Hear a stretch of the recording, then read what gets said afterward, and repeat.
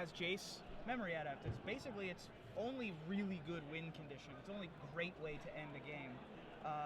And he's up against Owen Turtenwald, who's sort of got the a little bit of the aristocrats thing that you can do in this format if you have enough things like Barrage of Expendables, enough sack outlets, combined with 3 active trees in Owen's deck. So, and Owen does have a lot of sacrifice outlets. He does not have Barrage of Expendables. He just wants to see Essence Scatter take care of that creature there for Turtenwald. Again, Levin is on a mulligan to 5 right now.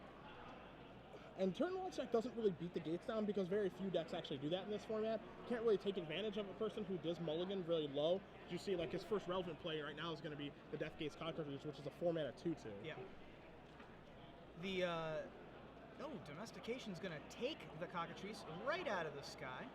Yeah, and Domestication, like, the thing about this card versus Mind Control is, like, Mind Control you would wait until something awesome comes, but Domestication, I don't think... You just sort of take what's available. Yeah, you don't take, like, the first threat. Like, I think this is worth taking, though, because it does have Death Touch. I can actually kill something. Yeah. And Domestication has been moved up to a rare, but I don't think we're ever going to see Mind Control in a base set again, because it was actually, too powerful. Completely agree. Yeah. I think that we're going to use Active Treason to get back his own Death Gaze Cockatrice. I would anticipate a Altar's Reap here. Yeah, there it is. To draw 2 cards, to be able to get some value off of that, so the Domestication does not become a 2-for-1. Yeah, I mean, feels like a pretty, like, if I'm Levin there, I'm pretty happy with that exchange, I think. Yeah. So here's a Messenger Drake. Yeah. Messenger Drake, from him, is going to pass the turn back to Turtenwald. And that's the only thing that's on the board right now, so... I think I'm happy with that because, like, Active Treason didn't, like, ruin me or anything. Like, it did, like, pretty good, but nothing great. So Turtenwald going to follow up here with a Child of Night and an Accursed Spirit, a 3/2 Intimidate and a 2/1 Lifelinker. Now, with all of the sacrifice outlets in Owen's deck, he also has 3 Active Treasons, and Messenger Drake is one of the best ones to be able to take, swing with, and then get even more value off of your sacrifice outlet. We saw him do it earlier in round 4, too. Owen only has 5 mountains in his deck, and he's drawn 4, so he might be a little bit bottlenecked on black mana. He's going to play land, plays a swamp. His last card in his hand is Active Treason. He's going to pass it back, so he does have 7 lands. You see Levin for his turn draws a Shivan Dragon. He also has a Disperse in his hand as well, so we might see Drew go on the offensive? Possibly. Yeah, possibly, or he's going to hold back. And the reason I think he's going to hold back is I think he knows about Turtenwald's deck. I think he knows that there are a ton of Active Treasons here, and if he is to attack that Messenger Drake, yes, he's going to get him 3 points of damage, but Turtenwald can Active Treason, take the Shivan, and bash him for a ton of damage. Absolutely.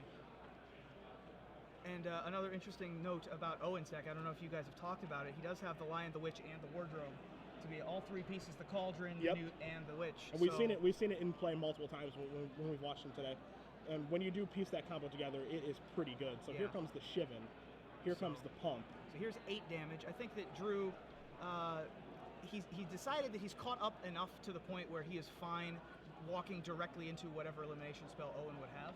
Yeah, I mean, the nice thing is that the elimination spell that Owen can have there for that basically is just Doomblade. Yep. Like, Liturgy of Blood is a sorcery, and so he can actually... It's a lot safer in this format as opposed to it would be in most formats to just attack with Shivan Dragon, pump 3 times, and expect for it to work and not get punished. Yep, in Owen's deck, he only has the 1 Liturgy, which is a sorcery, of course. He also has the Active Treasons plus Sacrifice outlets, of which he has many Sacrifice outlets, although he doesn't have any in play currently. He also has 1 Quag Sickness, but as you see, only 4 Smurfs. So it would stay a Dragon Hatchling. So Levin is going to block the Child of Night with the Messenger. He's going to come across for 3, put Levin down to 9 is Turtenwald. Turtenwald is going to push himself back up to 14 and does not play anything. Again, his hand is Active Treason and Swamp and passes the turn back. Levin draws a Divination. Yeah, if Drew wanted to play the card advantage game at this point, he could, although I think he's pretty well all in on the Dragon plan at this point. Owen's proved that he doesn't currently have an out. He's going to have to live off the top of his deck to find an out to that Shivan Dragon, so I would not be surprised to just see the 8-5 enter the red zone again. Now, this is really interesting here because, like, Levin has done like a really nice job of trying to play around Active Treason. I think it's like pretty clear that's what he's playing around. Yep. You know, he's making an attack like this on purpose. If Active Treason happens, he's going to block with the Messenger Drake. Also, he has Disperse because he could have very easily cast Divination this turn and chose not to. Yeah, that's a very dangerous Active Treason should he be able to get it. But keeping up the Disperse in case the Active Treason targets it. I mean, the thing, Owen's out at this point would have been for Drew to have tapped for basically anything. Yes. He needed to steal the dragon and then fire breathe it for this last 9 points of damage. But because Drew didn't attack, because he left up disperse, he is playing to all of his outs, and Drew didn't want to spend, instead of spending 2 turns killing his opponent, he's going to spend 3 and not die to 3 or 4 cards in Owen's deck.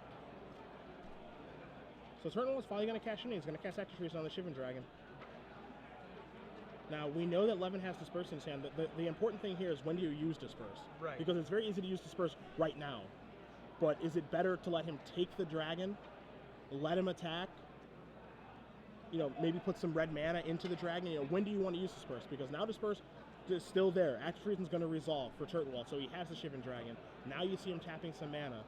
He's going to play Bubbling Cauldron. Right. So this is what I anticipated happening, was that Owen was going to have a sacrifice outlet of some kind in his hand. Drew now has to disperse the dragon. If he had the Altar's Wreath, the dragon would just be gone forever. Yep. But instead, it's Bubbling Cauldron, which actually lets Owen race really effectively here, if he can continue to draw creatures off the top of his deck. Because this 3/2, it's unblockable against Drew's deck. If he can add more creatures to the board, if he can draw a creature next turn, basically, then he is going to be able to gain the 4 life and race this 3/3 with his 3/2. And then this is part of the thing where, while I agree with Drew's play of, leaving Messenger Drake back to do some blocking or play a little more cautiously and defensively, the Cauldron messes up the math now. Yes. And, he missed out on a healthy amount of damage by choice. Yes.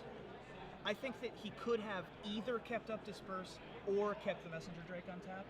Keeping up both is too cautious. He let Owen have that little tiny window, and Owen's a great player. He's gonna take advantage of any window you give him. So while Drew made the safe play, it may not have been the correct play. So now Turtenwald top decks a Nightwing Shade, which can get in the way and can be sacrificed to the Cauldron.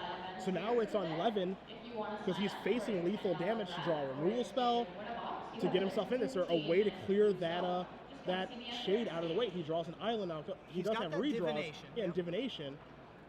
So he's going to try probably to dig for, does he have Chandra's Outrage would be my guess.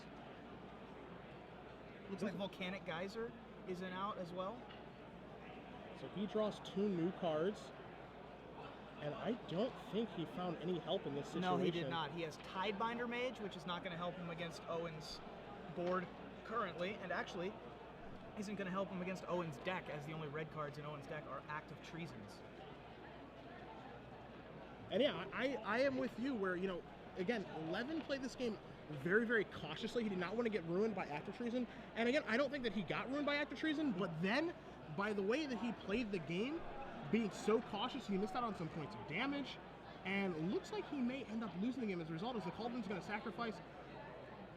Turtenwald's going to gain a total of 1 life. He's going to take 3, but gain 4. Yep.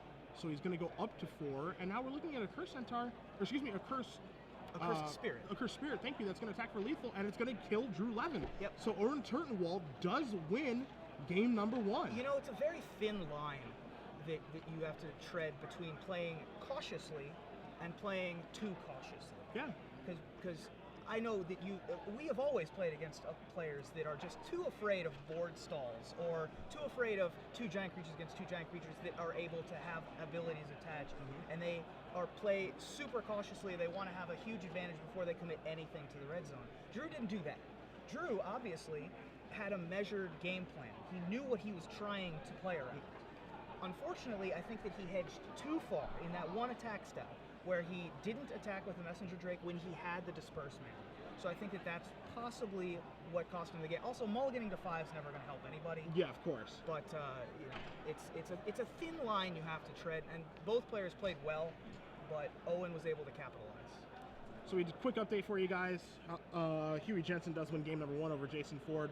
We're going to join Reed Duke and Jarvis U in progress for you. You see on Duke's side, he's got some blue lands, he's got some black lands, got Chaomancer, and as usual, when we tune in to Reed Duke, he does have the Ring of 3 Wishes in play. That's right. He has made so many wishes today. I think he's only finished about 2 of his rounds, because his opponents have just won, or his teammates have just won.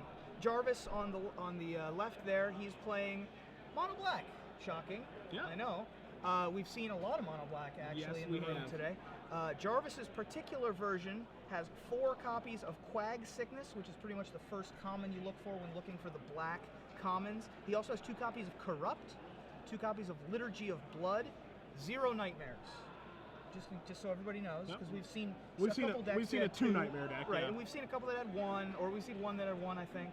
So, but 2 Corrupt, certainly nothing to laugh at, and 4 Quag Sickness, the main reason for staying mono black. He also has a Bog Brew Witch in play. The Bog Brew Witch, he does not have a he's not playing his Cauldron. He's playing one of his 2 newts, just playing it for value, I think. It's for a small amount of value. This is after sideboard, I believe. No, we're still in game number 1 here. Oh, is this still game 1? Yep. So is that not the Bog Brew Witch? What is that? That is the Vampire Warlord. That is a Warlord. Yep. Sorry about that, misidentified the card. Meanwhile, Reed Duke has a pair of Archaeomancers. And what he did is, you see you casting Diabolic Tutor, is that Duke cast Archaeomancer, played a Wall of Frost, then he played an Archaeomancer, and he got back his Disperse. And this is something that Ari and I have talked about quite a bit, is that Reed is actually able to reset his Ring of 3 Wishes. Yes. You know, he can search, he can tutor a couple times, and then either tutor for the Disperse to be able to bounce the ring, or tutor for the Archaeomancer in case he's already used the Disperse to get it back. That is the really interesting about his deck, is that he is actually like a Ring of 3 Wishes constructed deck. Yes. He's able to just use it so many times, and he has the ultimate endgame card, probably the best endgame card in the format if you can actually set it up and get to it in Rise of the Dark Realms. Yep, absolutely. I've seen him put just a million cards into play with it, because all he wants to do is just trade off 2 1s against 1 2s, 3 3s to 3 3s, you know, 3 2s to 3 2s, things like that, and then just 75 for 1 his opponent with a 9 mana spell, which is what 9 mana mythics should do. I agree. It's completely end the game. I agree. So Duke, looking through his hand again, Jensen and Turtenwald both up a game in this match. Duke gonna tap 2 blue. He's gonna play, looks to be a Tidebinder Mage. Yep, just as a 2/2. No targets in Jarvis Hughes' deck. I would anticipate that particular Grizzly Bear coming out after sideboarding. Yeah, can't imagine it's very good here. It is another body to be able to stand in front of or threaten a Vampire Warlord. And we see Blood Baron for Jarvis Hugh, a pair of vampires that are all too eager to sacrifice their friends. I'm super interested to see what you tutored for. Yeah, I didn't catch it, unfortunately. That's what I really want to know right now, because I mean, I can't imagine he tutored for a Blood Baron. No. And here's a Millstone. Gonna turn over 2 cards. We'll turn over. Looks like a Corpse Hauler. You see it, Duke activates Ring of 3 Wishes, so you activated his Millstone in response to turn over 2 cards, maybe catch what Duke is looking for, maybe trying to catch that Rise of the Dark Realms, if that's what Duke is setting up here. Again, Duke just at 4 life, you at 19, so in theory you is doing just fine because he is at 19, But this is the game that Reed sets up. Yes. Every single time. You see his opponent's at 20, Reed's at 4, and then 3 turns later his opponent's dead. Correct. That is 100% correct. And so Reed is going to, I'm almost positive that's what Reed searched for, just as the nature of this matchup, is that Jarvis isn't an aggro deck. He's proven that. He's also stuck on 5 now. And he just wants to have that super powerful I win the game card, especially against 2 sacrifice outlets on the other side of the board. The only thing too is, like, now you see Reed attacking here with an Archaeomancer and a Tidebinder Mage. You know, these attacks look dubious at best. But again, when you're setting up Rise of the Dark Realms, you're going to get everything back anyway. These attacks are perfectly fine, and now he's actually going to attack with the other Archaeomancer as well. So, you know, to me, this is a loud indicator of Rise of the Dark Realms. But again, if you're not familiar with the format, or familiar with playing against the card, because again, this set came out on Friday. Exactly. You know, if you're not familiar with these cards, you're going to easily block the Archaeomancers and put them in the graveyard. That's a simple block to me. Yeah. And I think that this is, there's Rise of the Dark Realms. Getting back a pair of Archaeomancers, one of which will almost certainly return the Rise of the Dark Realms. Being able to also get back Disperse to reset his ring if he so chooses. The long game does not favor Jarvis. However, Jarvis has 2 copies of Corrupt in his deck. He has 5 swamps in play, so they could well be in his hand. So it's entirely possible that Jarvis just untaps, draws a swamp, and then they shuffle up for game 2 with Jarvis as the winner. Yeah. That's definitely a thing that can occur, and it wouldn't surprise me at all if he just tutored 4 corrupt, and it's just saying, all right, I just need to draw 6 land to kill you. That's all I need to do. And I think that Reed is probably aware of this since he's at 4 life, understands he's playing against a mono black deck, and is trying to get this game over with. There's your swamp, there's your corrupt. Yes, sir. Yep, and there it is. And that's going to do it. So Jarvis is going to take game 1 with a swamp off of the top. He had many outs at that point. He's running the full 17 swamps, so not too surprising of a result there at the end of that game, even though Reed, I guess, felt like he had to tap out at that point to be able to race the corrupt. Yeah, I think, he's basically casting Rise to the Dark Realms to just be able to bring everything back and just get the job done, and basically saying, I need to get this game over with right now. Yeah. And absolutely. Rise to the Dark Realms probably give him enough power to make it so that he's able to kill Jarvis in the next turn, and hoping he doesn't draw a land. Jarvis draws a land, he corrupts him, he wins the game. He's up 1-0 in that match. Yeah. As we're going to cut over to our next one, you can see Drew Levin pretty deep in the tank here. You see Owen Turtenwald giving this turn some thought. You see Jensen versus Jason Ford in the middle. The team of Jensen and Turtenwald currently ahead right now. We're going to cut to Jensen's match against Jason Ford. Yeah. Jason Ford with a beautiful board position. You see a Griffin Sentinel, Briarpack Alpha, a Deadly Recluse, and an Elvis Mystic. Oh, with some lands, only one forest among them. You see Jensen over there with just the Academy Raider and some lands.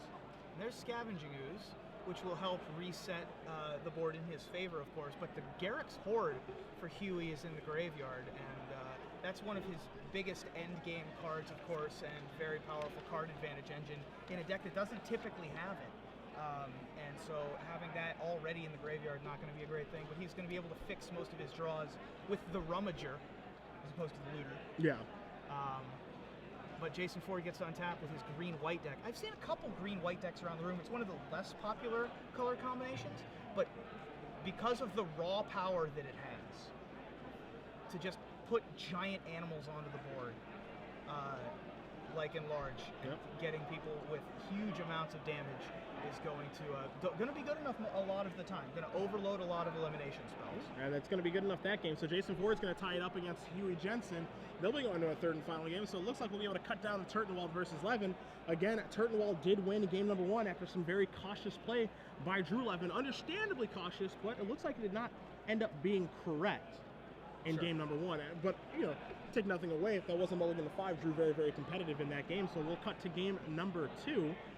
You see, for Turtenwald, again, that Accursed Spirit being in play along with Vampire Warlord. He also has...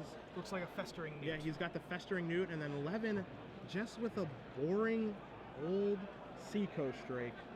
But he's got some good cards in his hand because right now he has a Domestication. Well, he's also a red-blue deck. Yes. So they typically keep their awesome cards in their hand for as long as possible. It's funny because you look at his hand right now, he has a Domestication. His hand is unbelievable. Domestication, double Shivan Dragon. Oh my god. And Jace. Wow. He's got a rare binder in his hand. Yeah, but he needs another red mana to be able to cast those Shivan Dragons to be able to get himself back in this game. And I understand why he would be a little bit scared to cast Jace right now. I can't even make out what the other red card in his hand right now is, but it looks... I can't imagine it's bad.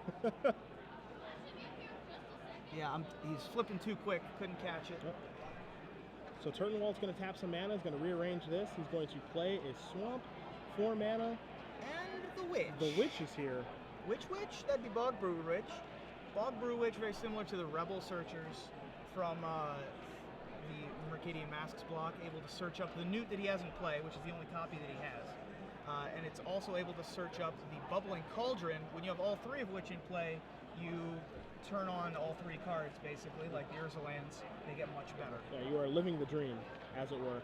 Levin, just with a Wall of Frost, is going to pass the turn back again. So now the Witch being in play. Again, this is just a 4-mana 1/3, but the pieces with that card are actually so good that it can search up. It seems like it's kind of meh, it or looks not like really a big underwhelming deal. at first, but if you can search up enough pieces, it can overwhelm a game. Especially the Cauldron. The Cauldron is so unassuming until you gain 4 life a turn. And then you just gain 28 life over the course of a game against a deck like this that's kind of slow and doesn't have any really insane win conditions other than Jace. Obviously doesn't care about your life load. But a Bubbling Cauldron does a fine job of racing a Shivan Dragon, which is a weird thing to say. It is a weird thing to say, but we watched it happen. But yeah. So now, because Levin tried to Domestication that Accursed Spirit, it's gone, which is good. It's gone, which is fine. So now he can actually play Jason, feel pretty good about it, because it's difficult for Turtenwald to actually be able to get into it. Wall of Frost is going to play some solid defense, as is the Seacoast Drake. And he's going to have a hard time actually getting over to it. The question is, does he want to cast that, or does he want to cast... Okay, he wants to play Ogre Battle Driver. Battle Driver. So we did have a full rare binder. Yeah, he did. He did have that. Battle Driver's going to give our Shivan Dragon haste, which is nice. Make it a 7/5 the turn that it comes into play, without even any fire breathing. Yeah. Just going to get whipped into shape. Meanwhile, Owen's going to continue to develop the Aristocrats board over there. He has a sack outlet, he has the Bog Brewitch, he has the Cauldron, and he has the Newt. Doesn't even need the Vampire Warlord, really. That's just gravy at this point. Yeah. The question here is, and you see, again, Drew needs to figure out how he wants to go about trying to win this game, because there's no argument to be made he has the tools to win the game. How is he going to use those tools to try to win this game? That is the question. Does he want to do the Shivan Dragon approach? Does he want to use the Jace Memory Adept approach? Because, I feel like one is right and one is wrong. I don't know which one's right, but he has the tools to win. He has great cards. I think that the correct way to go, considering how much life Owen can deal and how he can kill a 4/4, so he can kill this Ogre or Battle Driver this turn. So the Shivan Dragon's not going to have haste, which makes me think that the correct plan is Jace. That's super dangerous because there are 3 active treasons in Owen's deck, so he needs to pick a very specific time to play it, but that's what I think. All right, so the 4/2 Vampire Warlord is going to come across. Levin is going to block with Wall of Frost. He's going to trigger that. We're going to see a sacrifice. The Newt is going to kill the Wall of Frost. So Turtenwald decides, I need to get that off of the table. So if you're Levin, you're probably pretty happy with that. Yeah, and so he doesn't... Owen doesn't care about being attacked right now. And so he doesn't care about the Ogre Battle Driver's trigger. There's a Volcanic Geyser. That's going to be able to deal with... I guess that's going to deal 2 damage to the Warlord if he wants to use it right now, and then that'll sacrifice the Blood Witch, but he's not going to do that. He's just going to play this dragon, start swinging. The scary thing is that the Volcanic Geyser adds another piece to the equation. I think that's the scary thing for Drew, is because when you have 2 Shivan Dragons adjacent your hand and then you draw a Volcanic Geyser, you don't want to overthink everything. You want to go on a game plan and stick to it, which actually Drew did a very nice job of last game. It's just that he was too cautious with his game plan last game. And I think that now that he has this Volcanic Geyser, he doesn't just have 2 Haste Dragons. He now has 2 Haste Dragons and a Fireball. Sure. So that might change things, because Owen can only gain 4 life a turn off his Cauldron, and it also costs him a creature every time he does it. There's a Liturgy of Blood. It's going to take down the first Shivan Dragon.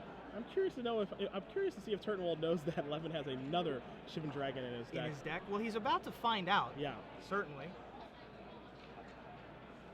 Another thing to keep in mind here for Levin, because Mind Rot exists in this format, is do you play that land?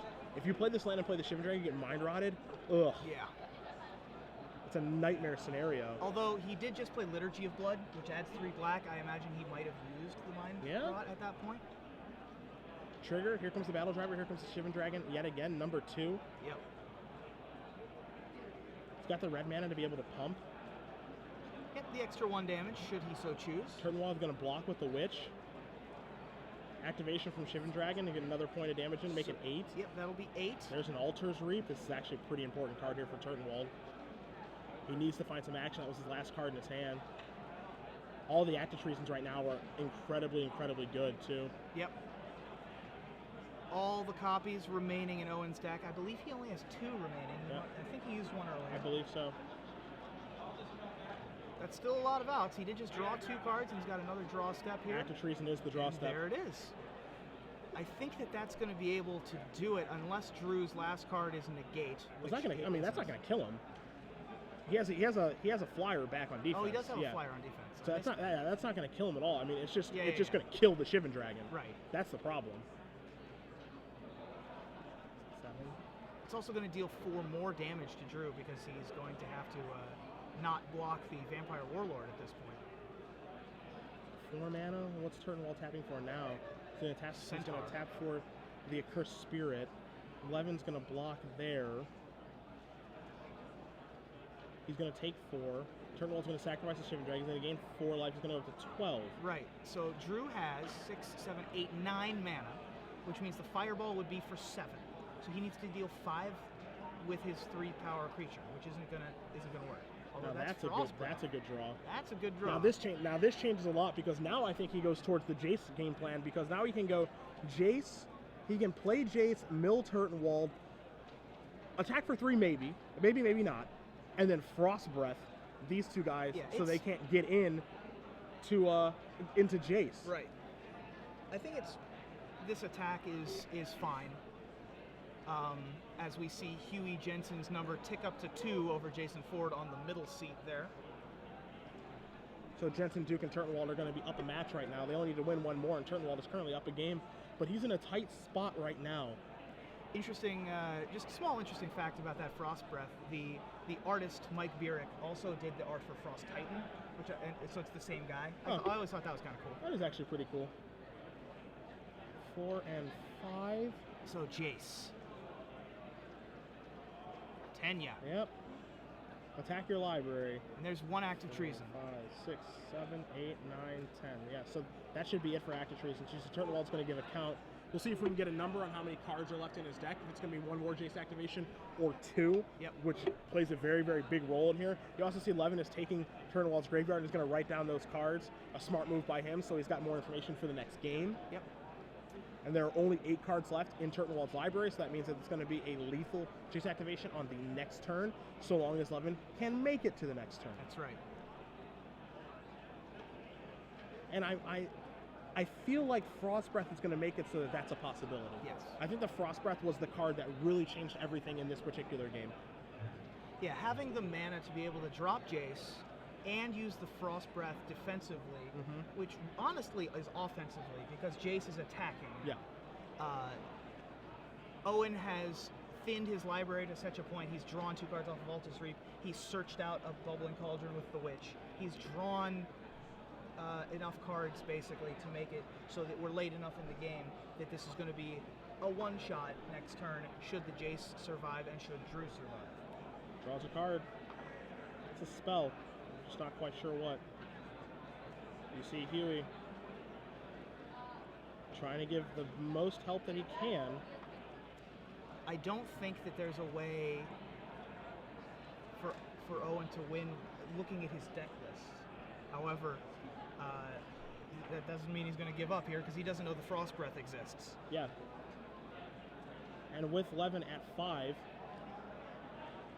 it looks like that he's just good to go.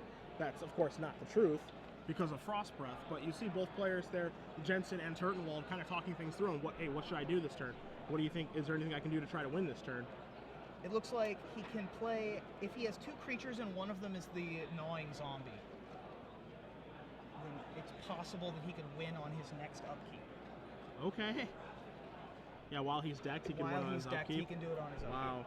So I think that he needs to put 3 creatures into play. So he needs to have something like Molten Breath in his deck, or something that makes 2 creatures off of 1 card. Okay. Yeah, options are limited. Yes. And he's only got 2 cards in his hand, too. What can he do? Goes to his attack step, Frost Breath, tap both of those, does 11. So, a little frosty over there. I think that might be that sinking feeling, but he's going to keep playing. Let's see what this is. Blood Baron. It's another Blood Baron. Pass the turn back. So, no Gnawing Zombie. Yeah. Levin going to untap very quickly. Sea Skite is his draw step. Okay. And as soon as Levin said, I'm going to mill you, Turtenwald can seize the game so he doesn't give away the information. Yep. Okay. Absolutely. Just wants to make him go through it and make him do it. So, Drew Levin going to even it up 1-1. Again, Huey Jensen's already won his match, so looks like we're going to try to cut over to Jarvis Yu, Reed Duke. Again, Jarvis Yu up a game over there over Mr. Duke. Yep. Able to draw the Corrupt. Able to draw the 6th swamp, just in the nick of time. After searching up the Corrupt, one of 2 that he has. As you see in the background, we have Harry Corvasi and Gerard Fabiano birding this match. That's a team, along with AJ Soccer, that I believe is X2. Yeah. And so they are not in top 12/top 4 contention. The current board state looks as if there's that Seacoast Drake that everyone loves, as well as another 1-power creature with higher toughness, Archaeomancer. Ring of 3 Wishes also in play. Surprise. It has gotten through Wish 1 and 2. On Jarvis' side of the board, one of his creatures has claustrophobia, so he's going to be stuck in the box. And there's a Blood Baron and a Corpse Hauler in play as well, with Reed at 8. So, the funny thing is we're always going to walk into a game where Reed is low on life because, again, he's using his Ice as a resource with his deck. He wants the game to go long, and then, he's able to finally turn the corner, cast Rise of the Dark Realms, and actually kill the opponent. And you see he's got plenty of lands in play right now, and he has the ring going to work. The problem here is that, again, Jarvis is able to do enough incremental damage over the initial turns of the game that his corrupts actually start becoming lethal. Absolutely. And that's what we saw in game number 1. Jarvis is going to play the Minotaur Abomination, the 4/6 with a story to tell, and pass a turn back. Yep, that's 2 dudes stapled together. I like that this card and Undead Minotaur's flavor text are connected. This flavor text is the Necromancer Leston saying, "This is awful, look at this thing," and then the Undead Minotaur is like, "Now that's a good piece of work." So here is a Water Servant for Mr. Duke. You taking the time to read it, make sure he knows what it does. Yep, Water Servant has the 4th and 5th abilities of Morphling, basically. Yeah. But for blue mana. Yep. It's a serviceable creature. I'm a big fan of it. You're going to tap 5 mana. There is a Liturgy of Blood. You're going to take care of that Water Servant so that his creatures can actually get into the red zone.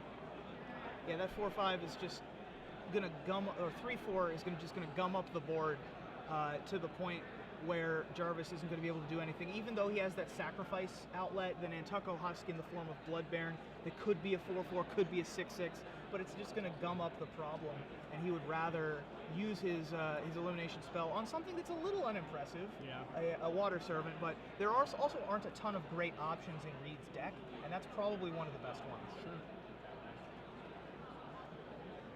Reed, I think, is probably deciding whether he wants to counter this spell. He does have a cancel in his deck, and I believe he has 2 negates in his sideboard. So, and certainly those came in to deal with Corrupt. Yeah, I would think almost assuredly those came in. The fact that he can tutor up a counterspell is a big deal for his deck. Absolutely. Now, he does have 5 mana up, which means that if he decides to negate here, or cancel, but he is going to use negate, then he's not going to be able to use the ring this end step.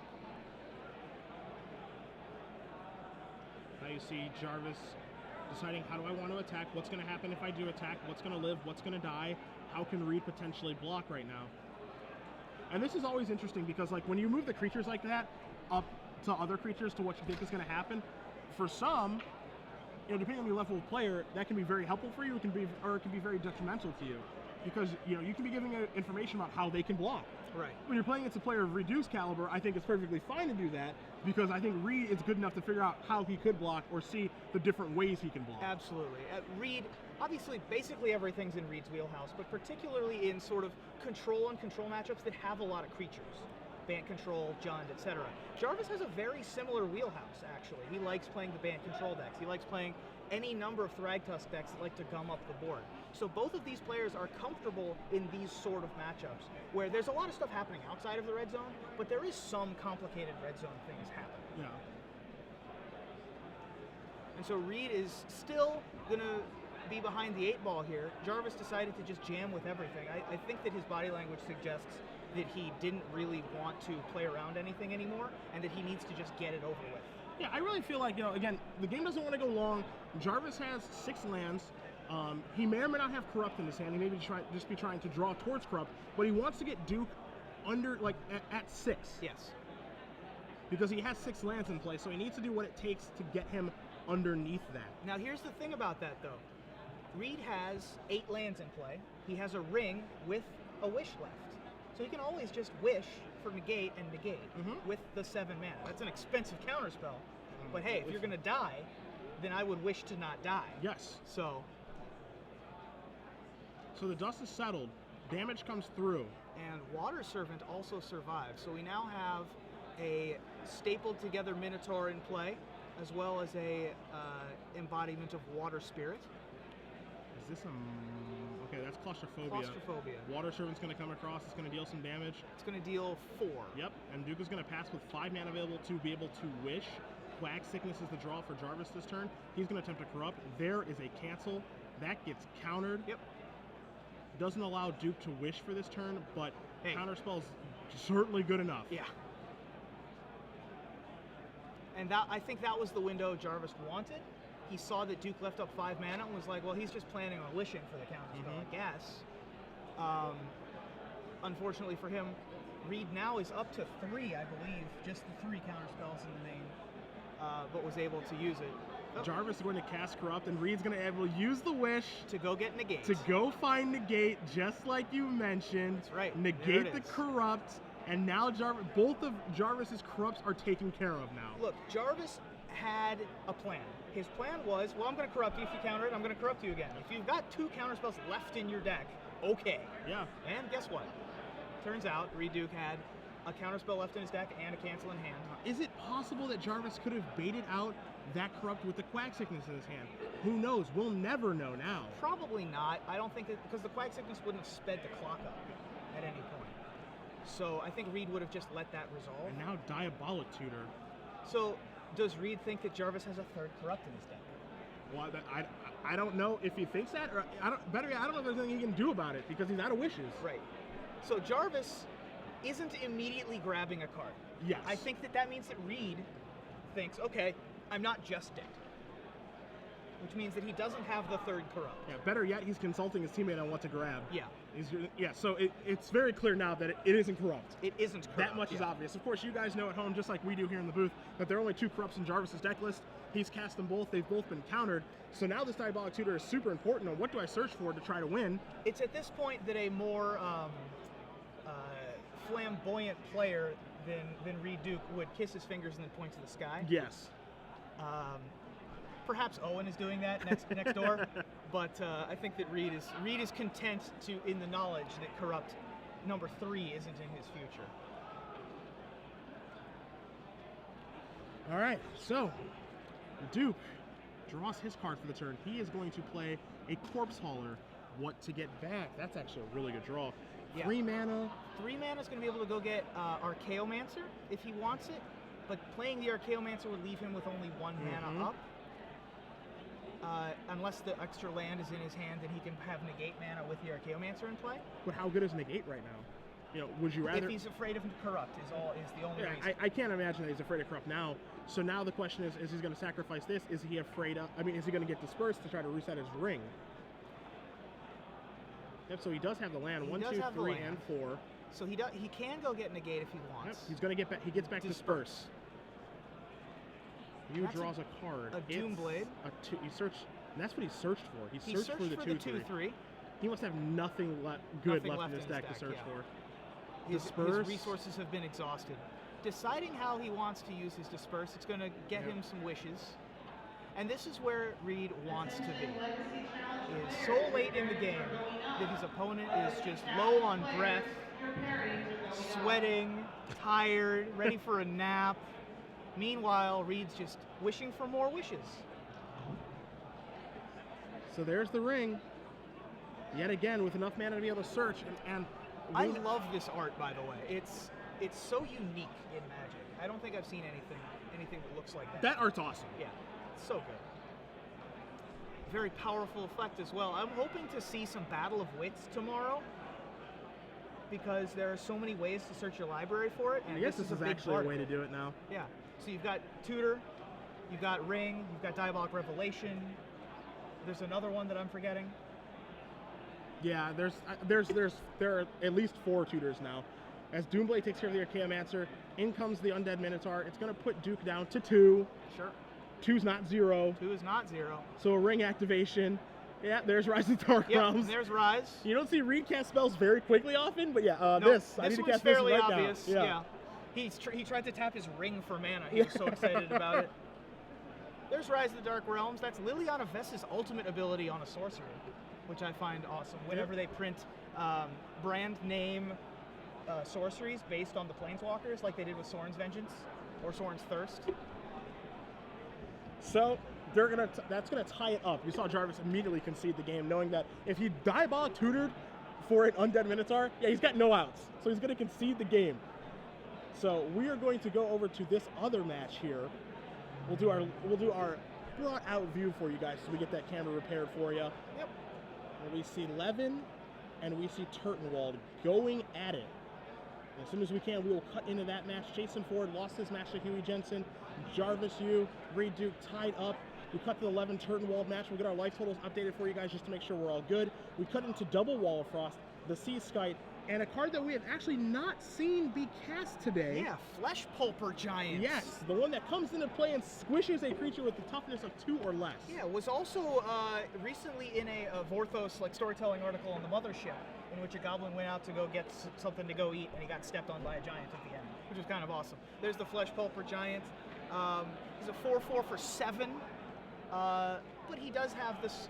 Usually, will Flame Tonkavu something. There's almost always something with toughness 2 or less on the battlefield for him to be able to deal with. And even if not, he's just a guy. It's fine. So we saw Act of Treason take it. Levin blocks with his Wall of Frost, and Turtenwald sacrifices it to the Cauldron, passes the turn back.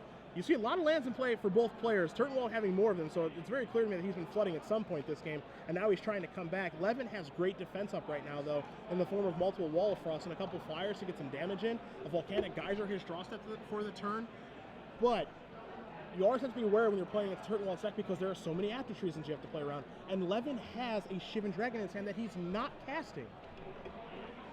On purpose. Yep, I think that's absolutely correct. Like, he can't afford to let that card go away. He needs to just play with the 3 power flyers he has in play, not lose to his own cards, and he'll be fine.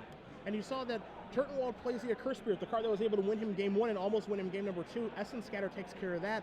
Levin untaps, he attacks for 3 more damage, passes the turn back yet again, building his mana base for a very, very large Volcanic Geyser. Yeah, most of the time you'll see players leave extra lands in their hand. Yeah, no reason to do that right now. No, absolutely not, especially when you're leaving a Shivan Dragon in your hand. You can keep that behind and let your opponent guesses what you have in your hand. If you're playing out all these lands, what could you possibly be keeping back? Essence Scatter, the draw for Levin. Quag Sickness took care of the Sea Skite.